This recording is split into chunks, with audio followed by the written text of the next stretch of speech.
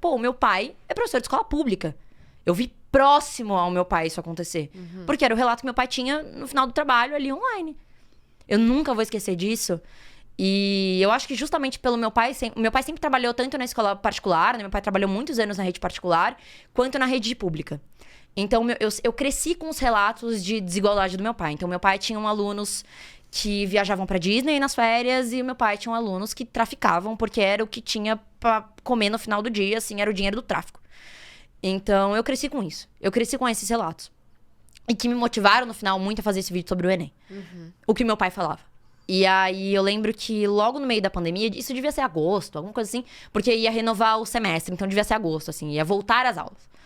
O meu pai me chamou pra ver uma lista de um terceiro ano do ensino médio que ele tinha numa escola pública, porque meu pai trabalha em mais de uma escola. Falou assim, vem aqui ver isso daqui, né, no computador. Nunca mais vou esquecer. Tá vendo que aqui tem o nome e aqui do lado tem a situação da pessoa. Se ela tá matriculada, se ela transferiu de escola, blá, blá, blá. Ele foi passando, daqui a pouco eu vi assim, falecido. Ele passou outro, falecido. Outro, falecido. Eram 3 moleques que tinham morrido na pandemia. Assalto. Ele foi assaltar, morreu baleado. Tráfico e overdose. Tá bom. Acho que ali também... Aquilo me assustou muito, assim. Falei... Eu concordo, eu sou a primeira pessoa a falar, pô, roubar é uma merda. É horrível você perder uma... Eu fui furtada já. Eu sei que, pô, alguém roubar o celular é uma droga. Alguém roubar o seu carro é uma merda. Você batalhou muito pra conquistar aquilo. Eu trabalho, eu sei o que é a merda ser roubado. Mas quando você começa a entender... Não entender, é difícil também isso, mas... Saber. Quando você... Pô, ninguém deve gostar de roubar. Deve ser uma droga. Óbvio, existem pessoas ruins no mundo. Acho que existe gente mau caráter pra caramba. Mas ninguém... Todo mundo sabe a sujeira que é o tráfico. Não me fale que as pessoas não sabem. As pessoas sabem a sujeira que é o tráfico. As pessoas sabem que é uma droga roubar. Você... Já pensou o quão difícil você submeter a pedir comida no farol? O quão vergonhoso e humilhante deve ser isso pra alguém? Pra uma pessoa? Eu tenho vergonha de ligar pra pedir pizza. O quão vergonhoso deve ser você ter que implorar. Compra alguma coisa pra mim ali no restaurante, por favor. Com criança no colo. Ou uma criança pedindo. Ou né? uma criança pedindo. Gente, isso é muito triste. Tipo assim... Então, eu acho que aí mais... Ainda quando eu entrei na faculdade, que eu acho que é um momento que você toma consciência de muita coisa que você vive... E toma consciência de mundo, né? Acho que você começa a viver com uma pluralidade maior. Acho que sai um pouco da bolha, Sai, né? Quando entra total. na faculdade, Então, eu comecei a prestar muita... E quando meu pai me mostrou essas 3 listas... Essa lista, aliás, com esses 3 nomes... Falei... Agora eu entendi o quão ruim talvez seja essa pandemia. E não é óbvio. Tem a iminente tragédia que são mortes, problema de saúde. Mas e o que a gente não tá vendo? E o que a gente não... E o que a gente já não via antes. Porque a gente não... Eu não vivo na comunidade. Eu não sou da favela. Eu não convivo com pessoas que são de lá. Porque o meu meio social nunca foi assim. E eu nunca vi isso. Mas... era exato... Mas existe? Existe. Existe e tá muito pior do que a gente pensa. Então, quando eu fiz o vídeo do Enem, que foi o assunto que a gente começou... Pela primeira vez... Não pela primeira vez, mas tinha uma desigualdade que estava sendo muito alavancada pela pandemia, que foi jogada na cara, falando assim, olha aí.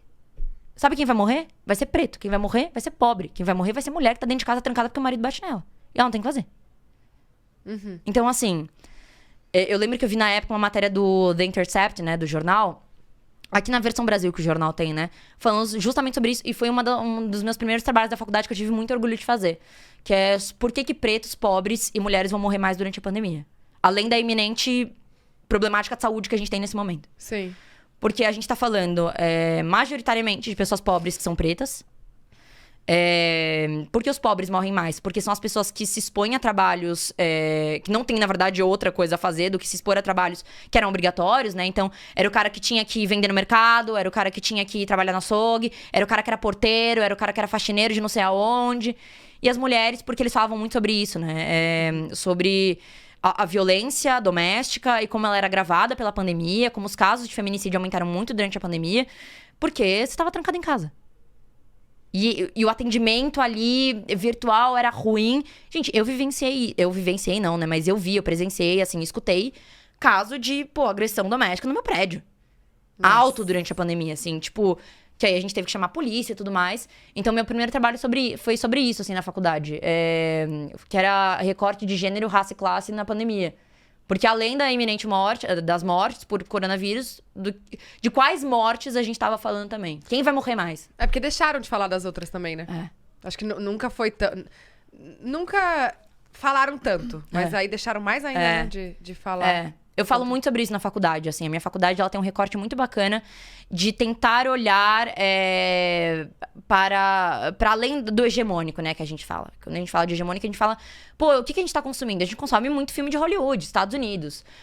A gente consome muito filme europeu, pô, ainda hoje, enfim... Muito filme britânico, muita música britânica, muita música norte-americana e tudo mais. A gente consome muito isso. Então, a minha faculdade ela tem um olhar muito bacana para o além. Então, eu tenho disciplina de América Latina, eu tenho disciplina de Oriente Médio.